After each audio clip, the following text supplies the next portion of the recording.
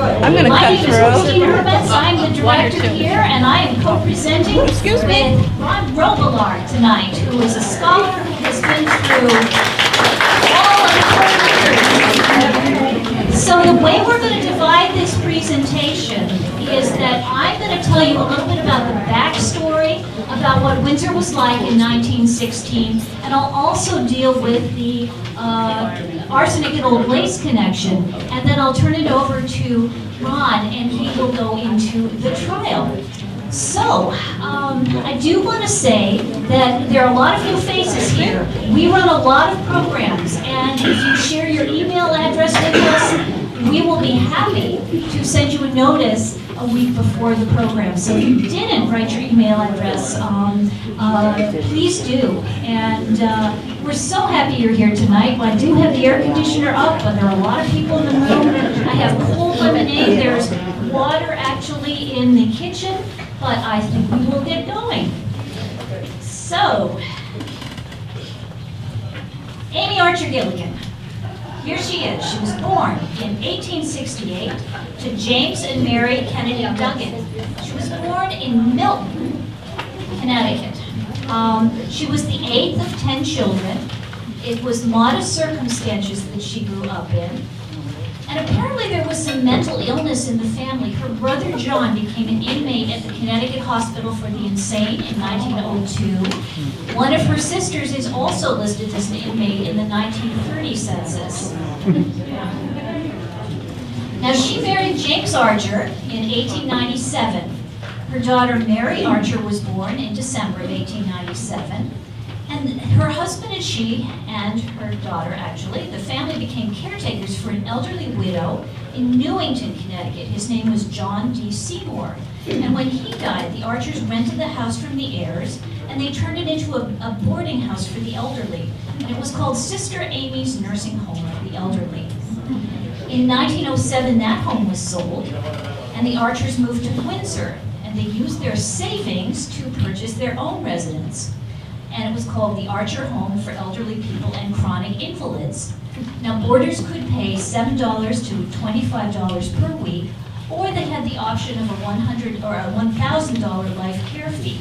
And many chose that life care option because $25 a week will add up pretty fast. Now, today we have over 50,000 nursing homes and assisted living facilities across the U.S., but at that point, they weren't common. Traditionally, care of the elderly was the responsibility of family members, and it was common to have many generations of families under one roof. But by the early 20th century, multi-generational extended families were getting rarer as younger family members dispersed to places of greater economic opportunity. You began to see more and more town poor farms in the 19th century as towns were forced to assume some of the responsibility for elder care. And elder care was increasingly seen as a burden rather than as just something that was a given, something you did, something that was a family responsibility. So as a result, people began to kind of fear becoming elderly and infirm and a burden on their children. So a home run by a church-going family with a young daughter of their own would have seemed very, very attractive. The Archers were actually onto a very good business model. They were pioneering home care for elders. They advertised their services in the local newspapers. They had postcards made up. This is one of the postcards. It's a scan. We actually don't own the postcard, but it is in private hands, and they allowed us to make a scan. And this was one that Amy sent to one of Windsor's town selectmen. Now this is a dreadful photograph. It's from a newspaper image. The Archer's daughter, Mary, was musically inclined. And I think you can just sort of see over here, there's a piano that Mary would play. So the Archers had no problem filling their home with lodgers, or inmates as they were called then. There wasn't an official state agency regulating homes for the elderly, but in 1909 there was a lawsuit that was filed against the Archers by the McClintock family of West Hartford, and it was about lack of care given to an elderly family member. So the McClintocks were suing the Archers for $5,000. That was a considerable amount of money. And the case was settled out of court with the Archers paying the McClintocks.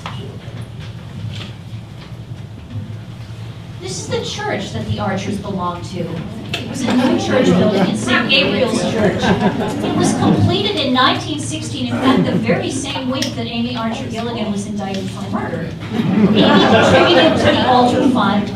But now let's take a few steps back to look at what Windsor was like in the years that the Archer family were running their business here. This is Windsor, early 20th century. It was a community poised for modernization and change. This photo shows the west side of the Broad Street Green. This was an area in the neighborhood of the Archer home for the elderly. And you'll notice you can see some automobiles on the street. They're beginning to make their appearance. And Windsor's population had been fairly stable through the 19th and into the early 20th century. It was in the 2,500 to 3,500 range, with some fluctuation as towns like Windsor Locks hived off. In 1900, Windsor's population was 3,600 people. By 1910, there were roughly 4,200 Windsor residents, and that figure had jumped to over 5,600 Windsorites by 1920. So it's growing. Now, through the 18th and early 19th century, we had been a largely agricultural community, and families tended to stay right here in town. That all changed by the middle of the 19th century as immigrants began arriving. There was some small-scale industry along the along the Farmington River, which drew more immigrants, but the town remained largely agricultural with tobacco and brick-making as major town industries. During the late 19th and early 20th centuries, trolley lines were put in and roads were improved. Trolleys meant that people could live in one place and work in another. Automobile traffic meant more and more pressure for better roads. As Windsor evolved, there grew to be a certain degree of tension between old-timers, who were often farmers, who were used to making do and conducting their lives within Windsor's boundaries, and the newcomers, who were more likely to be commuters and who wanted more town amenities. Now, Amy Archer Gilligan would have been one of those newcomers, even though she had been born in Connecticut. So one of the things I did was look through the 1916 town report to discover some of the things the town was concerned about that year. Straightening out the death trap. This was a dangerous crossing between the tracks of the railroad just north of town center, and that project cost $17,000. There was also an order for 255 new streetlights from the Hartford Electric Light Company. The old covered bridge across the Farmington River was replaced that year, $12.5 thousand. And there were school improvements, $33,200 for the building of new schools and repairs to existing schools, new taxes of 15 mils on the dollar for the grand list. So the town was taking on more and more services. Instead of wells, water distribution pipes, instead of outhouses, indoor plumbing and sewer lines. Actually, there were water meters just on business blocks and public buildings and factories. And there was talk about putting water meters in each household so that people would be more conscious of water savings, knowing that they would eventually have to pay for the use. And so all of this cost money. So there was borrowing by the town of Windsor, there was sales of bonds. Town budget. 1914, $70,486. 1915, $81,990, and $127,644 estimated for 1916, 1970. Now let's get back to Amy for a moment. James Archer died in 1910, leaving his widow with a 12-year-old daughter to support, plus some back taxes. We actually, in our collections, have a 1911 letter written by Amy Archer to Windsor's tax collector disputing interest on these back taxes. I'm going to show you the letter next. And some of you who are really good at handwriting, this was her letter to Windsor tax collector Howard L. Gossley, and it notes that this is the first she's hearing of these back taxes, that her husband has died, that, quote, I asked to be dealt with honestly, that is all. I fully realize my great loss and sorrow, and that I am alone, dependent upon myself to care and educate my little daughter, who is deprived of her dear father, whom she loves so dearly. But I am not afraid to demand justice, and I think it is about time that it is shown me. I did find out that her daughter Mary, who as you recall was quite musical, was attending the Campbell School for Girls, a private school in Windsor requiring tuition. Mary turns up in a newspaper notice as participant in a pageant at the Campbell School for Girls. Now, Amy Archer continued to run the home, even though she was a widow. She was quite religious. We already mentioned that she contributed money towards an altar at St. Gabriel's Catholic Church. And some of you may remember Jane Nearing. Who in here remembers Jane Nearing? Okay. Well, this is Jane Nearing, aged 100, being interviewed about Amy Archer Gilligan in 1991. And we know through Jane that Amy engaged the minister of First Church to come on Sunday afternoons to conduct church services at the home for people that were too infirm to get to church on Sunday mornings. And Jane remembered doing missionary work at the Archer home as a teenager on Sunday afternoon. I think she was in the choir. And so it mentioned singing hymns for the older residents who couldn't get to church. But there were rumors that were beginning to circulate in town about Amy, about how she ran the home, and even about the frequency of deaths there, although it was expected that death would not be a stranger at the home for the elderly. Now, Amy wrote condolence postcards, and this is a condolence card written by Amy Archer in 1912, informing people of a death in her home.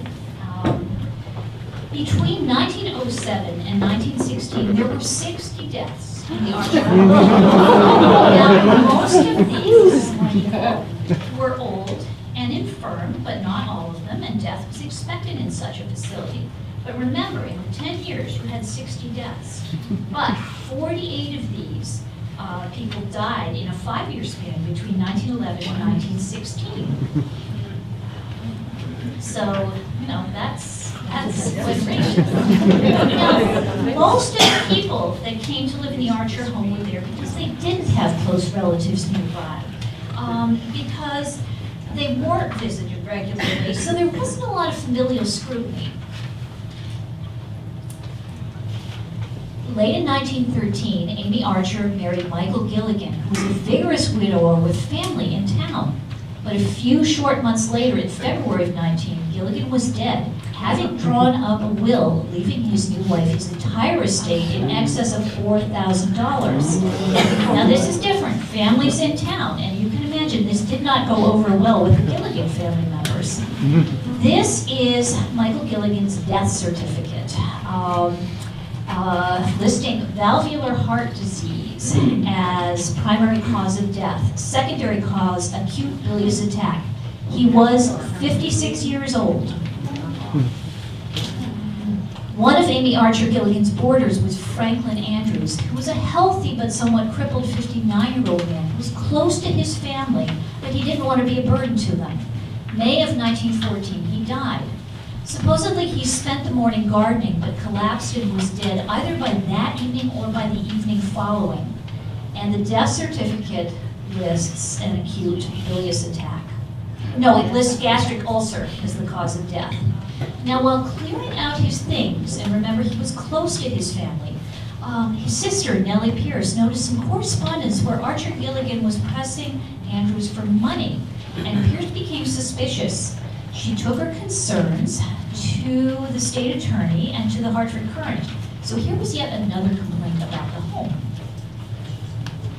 Windsor resident and Hartford Courant Carlin Gosley also had been troubled by the frequency of deaths coming out of the Archer home.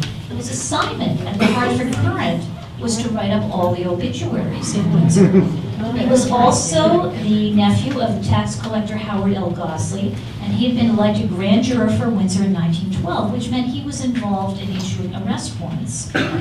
Now, Gosley was sufficiently disturbed by the death rates coming out of the Archer home, so that he had investigated the poison registers every drugstore was required to keep. And he found that Archer Gilligan made multiple purchases of arsenic at H.H. Mason's drugstore in Windsor on the Broad Street Green.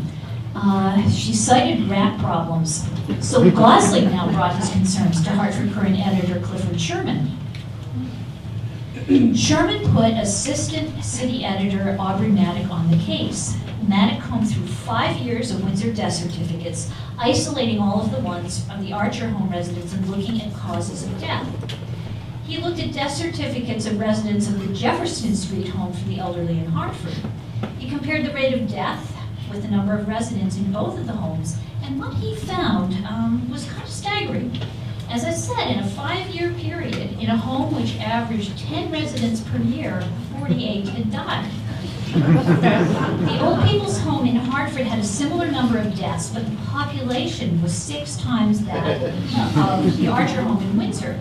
And there was a pattern emerging about the causes of death at the Archer home. There was a pattern of stomach pathologies and sudden deaths. So it wasn't a great leap of the imagination to get to poisoning. Maddock revisited the poison registers. At H.H. Mason's drugstore in Windsor, the poison registers revealed that Archer had bought 10 ounces of arsenic just before Michael Gilligan's death.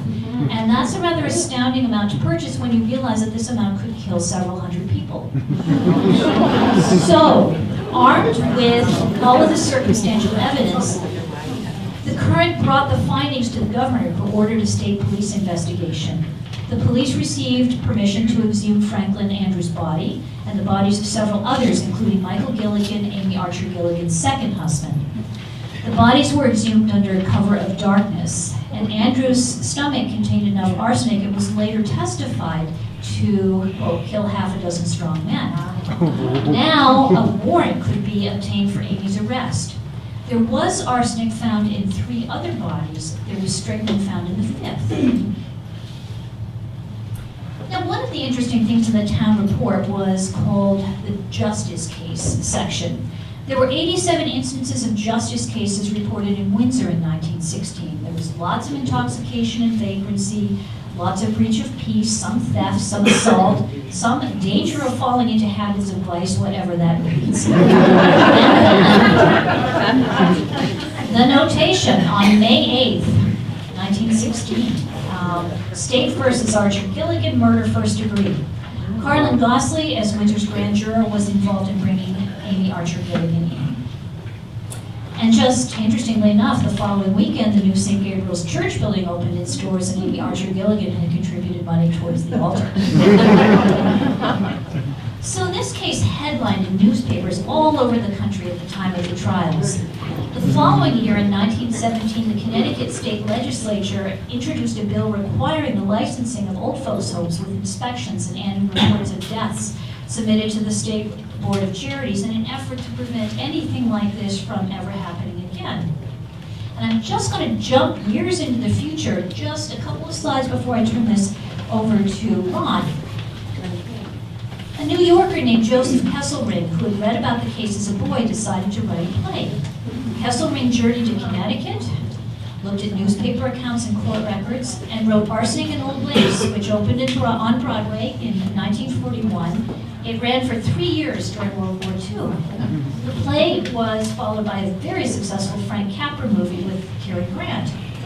And the play and the movie have preserved the bare bones of the story. It's still seen on reruns of classic movies. High school drama clubs frequently take it on. It's really become an old chestnut.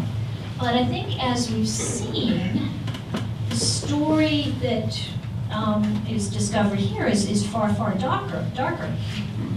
So why does this story continue to capture the public imagination? There's the shock value of a small and demure church-going woman raising a child, possibly responsible for multiple deaths before being discovered. Predators don't always look like predators. And I think all of us fear a little growing older. The elderly are still vulnerable, particularly if they don't have close family. Elder care and predators on the elderly are still a great challenge for our times. And if it hadn't been for Nellie Pierce, the sister who took her concerns to the state attorneys and the newspapers and refused to give up, and for Carlin Gosley, the Hartford Current obituary writer who was bothered by the frequency of deaths, and for an editor who saw that this could be a big story, Amy Archer Gilligan might have continued to run her home. We do tend to ignore things that don't seem quite right more than we possibly should. Now, we are going to turn this over to Ron, and he has been through all of the court records. The courts and the trials that the justice we expect today is very different from the justice that Amy Archer Gilligan got. So, I've presented what's mostly circumstantial evidence. He's going to delve into the actual evidence that was presented. So at this point, give me a minute to switch on to his slides and give a warm Windsor welcome to Rob.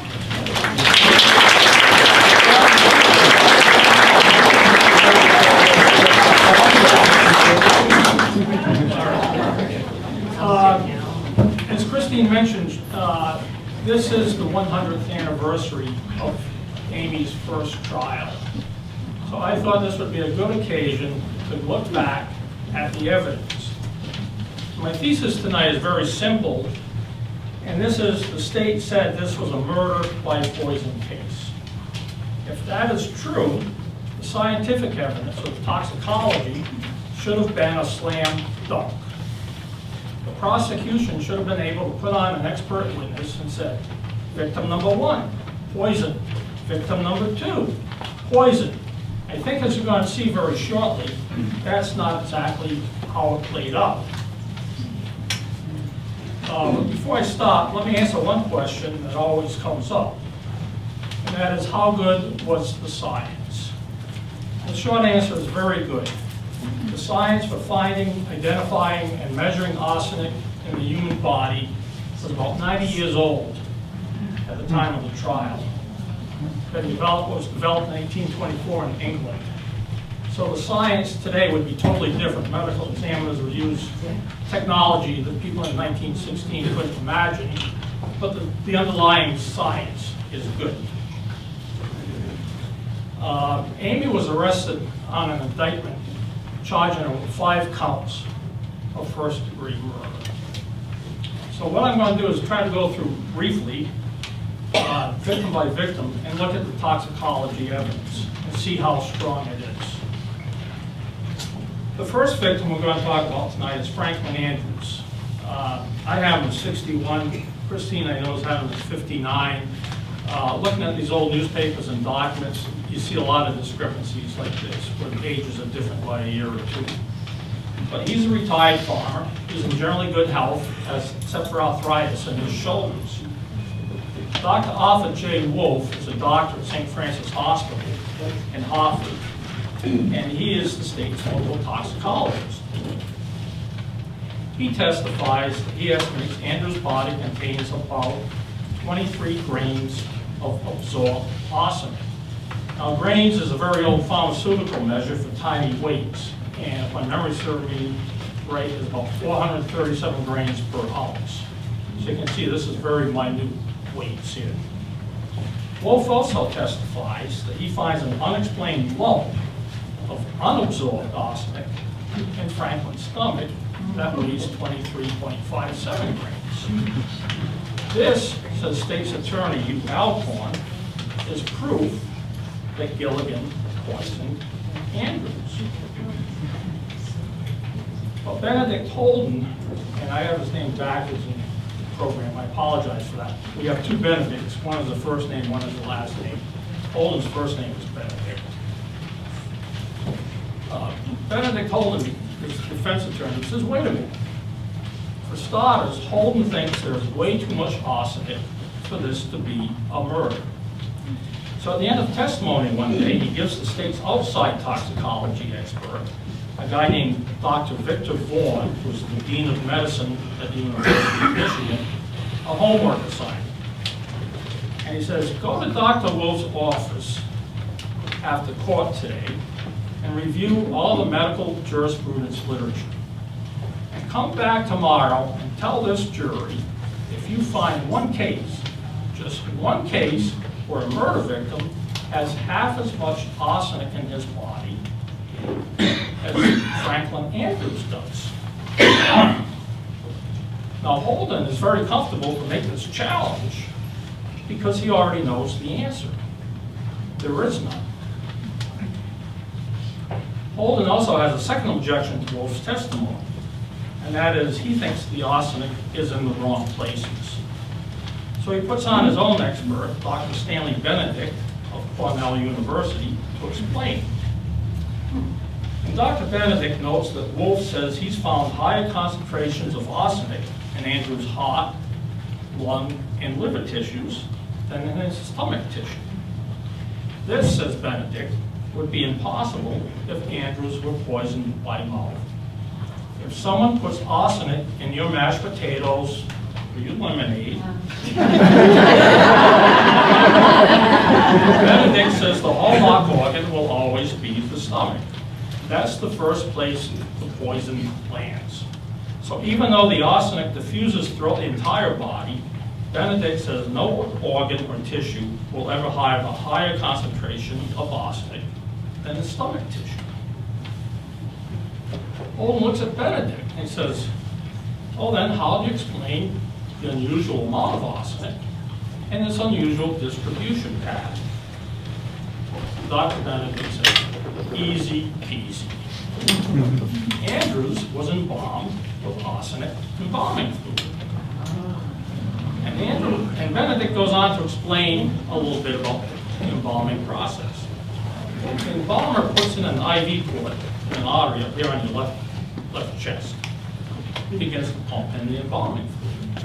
So from here to here, a distance of what, 4 inches, 6 inches? The fluid is going backwards of what the normal blood flow is. Once it gets to your heart, it fills up the chambers of the heart muscles soak up what it can, and then the fluid starts coming out of the other arteries and following the normal blood flow. Now your whole body needs blood, but some parts need more than others. And these include your lungs, because that's where you breathe. So the largest arteries go to places that need a lot of blood, like your lungs and your liver. And that, said Dr. Benedict, explains the distribution pattern that Dr. Wolf found. Now this is a problem for the state, because the legislature outlawed arsenic embalming in 1908, 9 years before this trial. But Hugh Alcorn, the state's attorney, is a good lawyer, and he's guessed that Holden may go this route. So while putting on his case, Alcorn has called 2 salesmen from chemical companies to testify that they sold legal embalming fluids to Frank Smith, the downtown Hartford undertaker, to perform the embalming. And they bring in the invoices to prove it. But Alcorn wants to put an exclamation on this point. So he has the salesman list all the ingredients in the new fluids, so that at the end of the trial, he can look to the jury and say, look, there's no arsenic in any of these. But Holden's a good lawyer too. And he has some more questions for Dr. Vaughan, a one-time president of the American Medical Association. And he says, Dr. Vaughan, did you ever write an article for the Journal of the AMA where you said when a medical examiner finds an unusual amount of arsenic in a body, it should be standard science to test for formaldehyde in order to negate the possibility of arsenic embalming? Formaldehyde is the basis of the new legal fluids. Vaughan is on the spot. He hammers his doors and goes, oh, yeah, maybe. Well, it sounds like something maybe I could have written. I mean, come on, Dr. Vaughan. You're the Dean of Medicine. You're writing for the AMA Journal, one of the best journals in the field, and you don't remember writing this article. Now, Holden has already asked his expert, Dr. Benedict, if he tested for formaldehyde. And Benedict says, you bet, I tested for formaldehyde and all of the other ingredients listed by the salesman. And guess what? I didn't find evidence of any of them.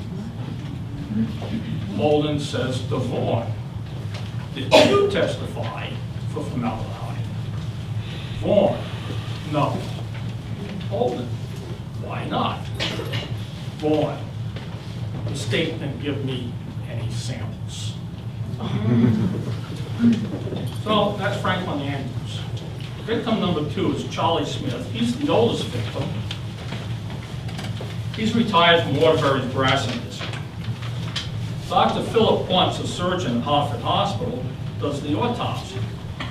And he's looking for a cause of death. Signs of a heart attack, a stroke, kidney disease, a tumor, internal bleeding, anything that would indicate a cause of death. He comes up empty. So he calls Dr. Wolf and he says, Arthur, what do you have? And Wolf says, well, I have a teeny tiny trace of arsenic. So the two men together decide to report the cause of death as subacute chronic arsenic poisoning. At the trial, Holden wants to know, how much is a trace? And Dr. Wolf says, I can't tell you. And Holden says, why not? And Wolf says, because the amount was so small, I was afraid that if I tried to weigh it, I would lose the sample. Holden now has one question for Dr. Vaughn. Is this enough arsenic to kill a man? And Dr. Vaughn answers with one word. He says, no. Now here's something that the jury didn't hear you, but I'm going to tell you as soon as they have a sip of water. It's very hot up here. Have some lemonade.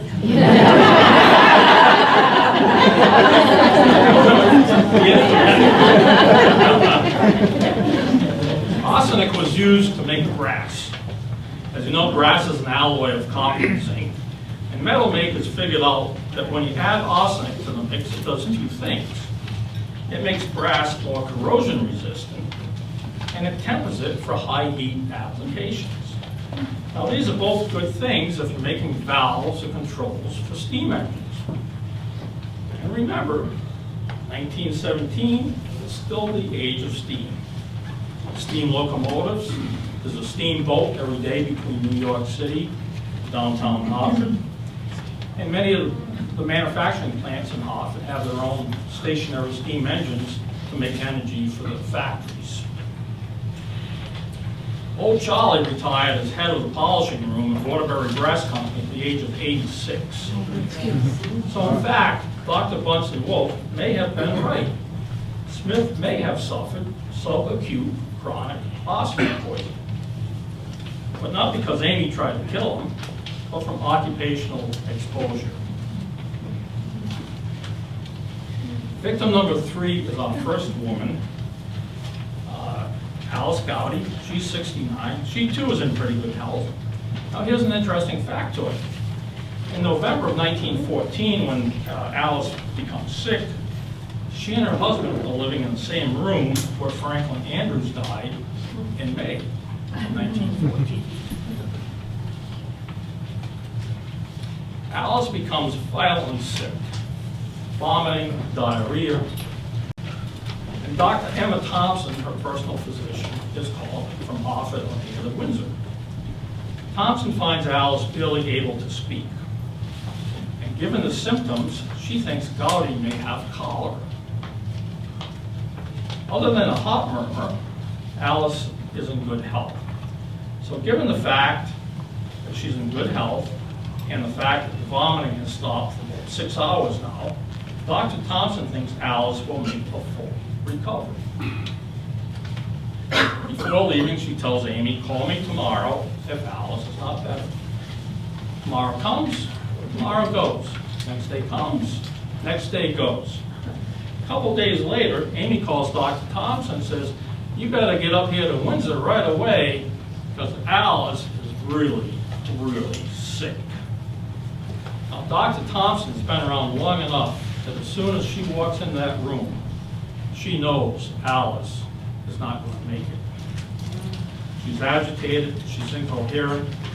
Dr. Thompson gives her morphine to sedate her, says goodbye to her patient, and Mrs. Gowdy dies later that evening.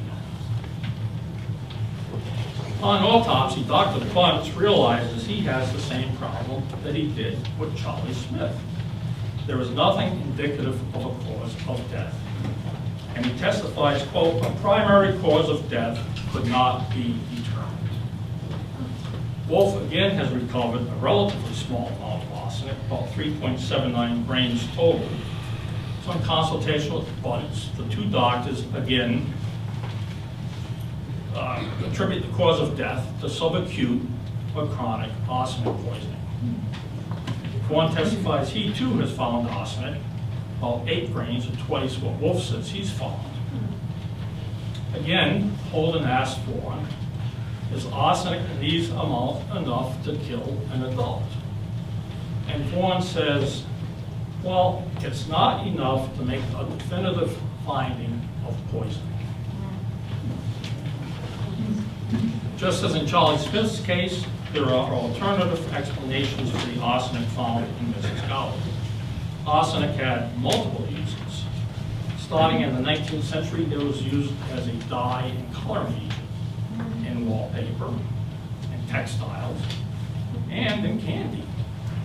Yum. It was used as a whitener in house paint.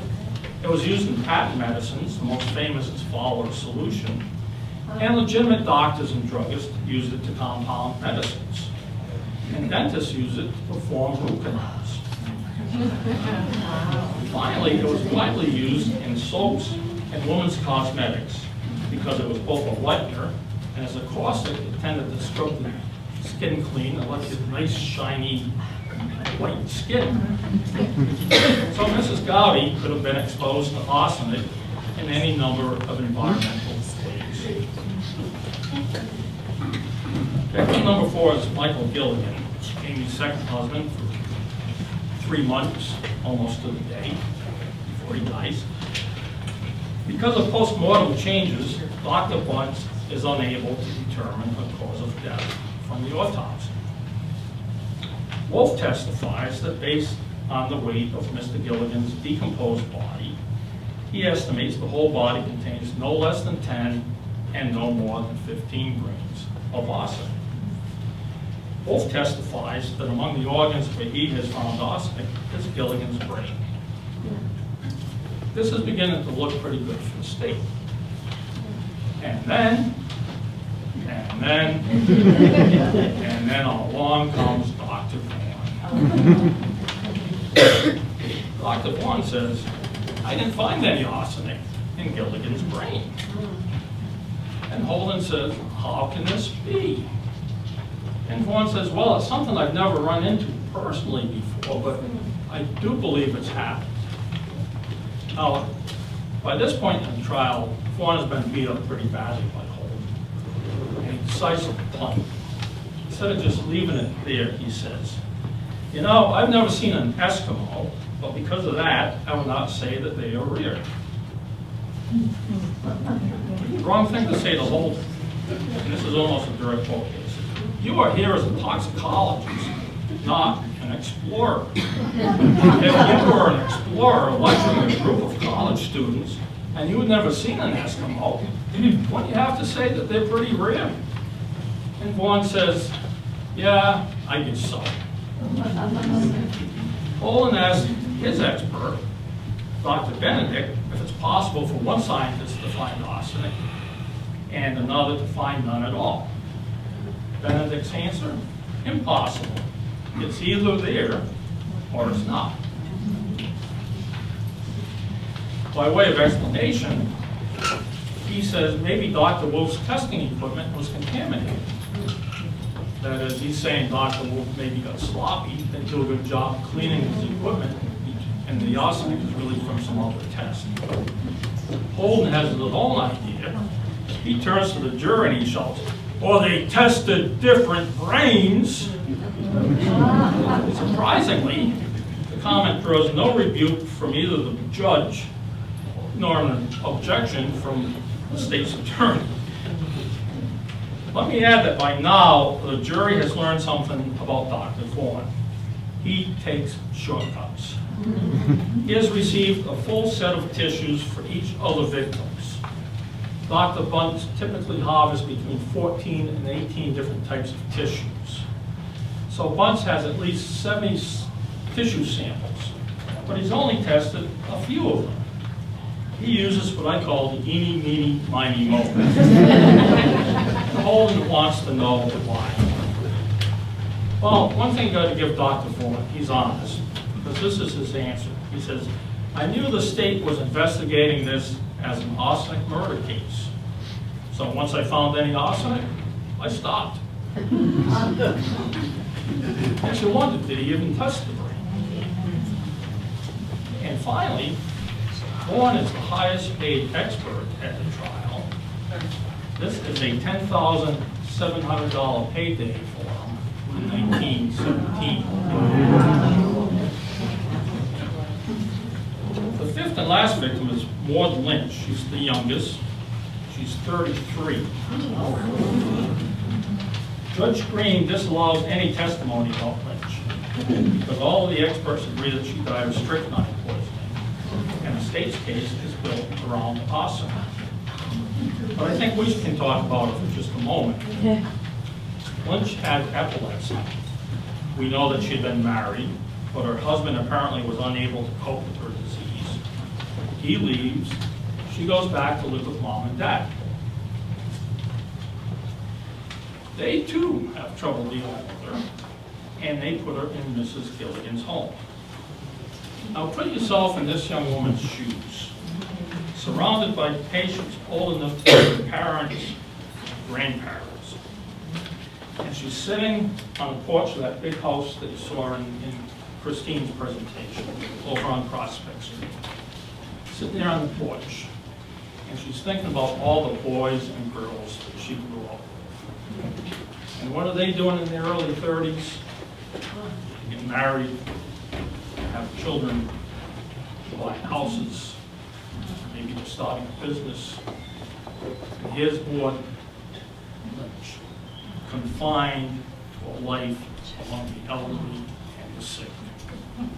I think a strong, albeit suppositional case can be made that Lynch was a suicide and probably should not have been included in the state's indictment.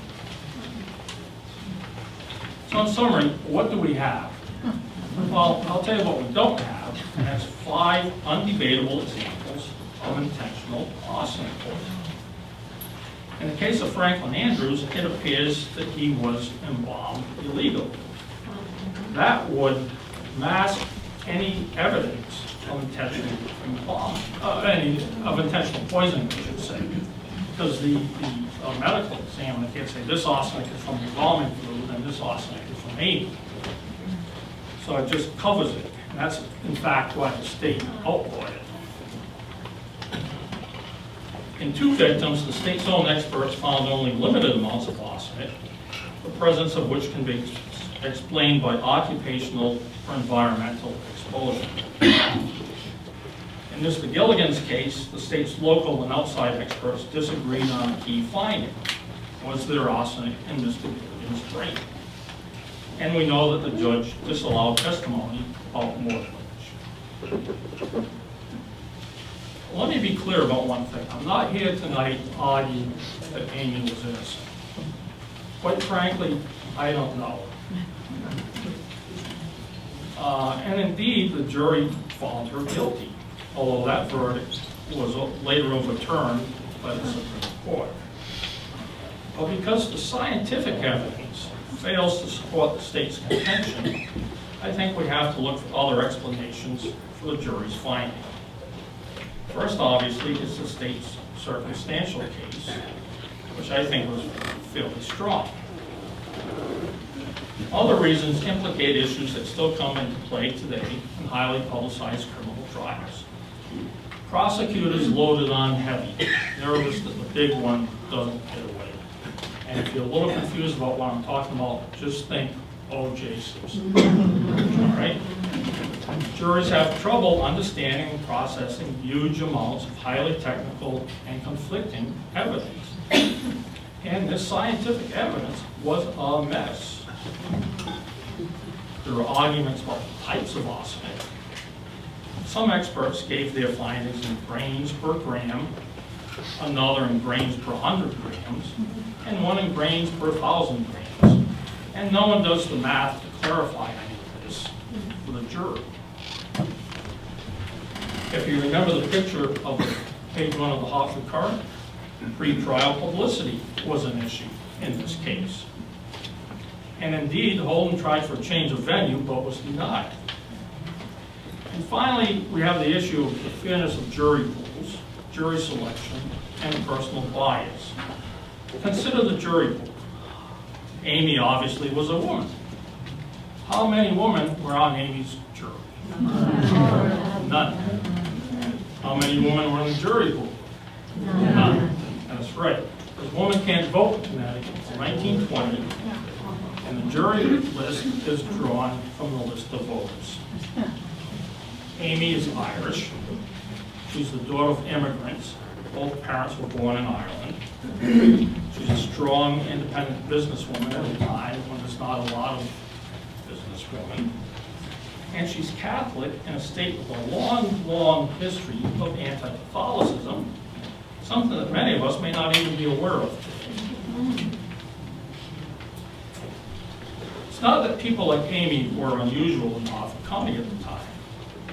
About a quarter of the people in Harford County had at least one foreign-born parent.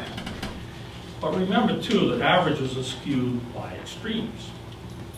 So while people with the same heritage as Gilligan represented about a quarter of the county's population, they represented 87% of the population in the city of Harford. 87% of the people living in Harford at this time had at least one parent who was born in another country. This was immigrant time. And the numbers were probably similar for New Britain, the county's other large city. Yet only one juror comes from New Britain, none from Hartford, and all the others come from small towns. Thus, the jury is not only gender unbalanced, it does not reflect either the ethnic or religious makeup of the county, particularly its two largest cities. We can't prove juror bias, but I don't think we should discount it altogether either. Finally, as fun as local legend and folklore is, we must remember that Amy and the people named in the indictments were real people. Now, it's kind of cool that Windsor has its own folk legend, play, and movie. But I think as people interested in history and not just folklore, we have a responsibility for these real people involved to consider the full historic record and not just the myth that's developed and been handed down over the last century. Thank you for your attention.